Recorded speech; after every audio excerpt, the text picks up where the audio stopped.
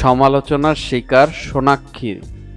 Tollywood থেকে বলিউড, নতুন বছরের সেলিব্রেশনে মেতেছিল তারকারা। কেউ কেউ আবার বিদেশে গিয়েছেন ছুটি কাটাতে।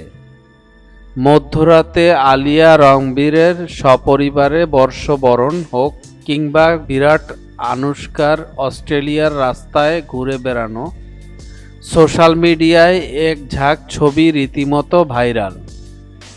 সেসবের মধ্যেও আরও একটি ভিডিও নজর কেড়েছে সকলের, সোনাক্ষী সিনহা ও জাহির ইকবালের, যাদের নতুন বছর উদযাপন দেখে অনেকেই আদিক্ষেতা ও ভণ্ড বলেও কটাক্ষ করেছেন। 2024 সালের জুন মাসে 4 হাত এক হয় তাদের। তারপর নানা জায়গায় ঘুরতে ও যেতে দেখা গিয়েছে তাদের বিভিন্ন সময়ে। বছর শেষে উদযাপন তারা অস্ট্রেলিয়ায় করেছে।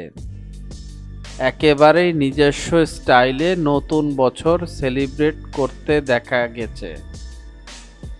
আতশবাজির শব্দ, আলোর রোশনি আর আদরের চুম্বনে মুহূর্ত ভাগ করলেন তারা।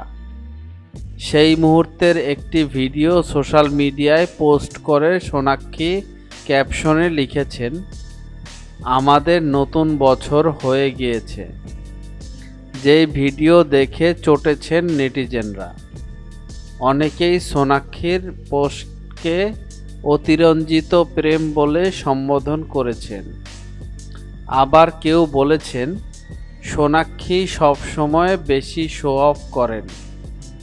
কেউ আবার বলেছেন এত প্রেম দেখানোর কিছু নেই।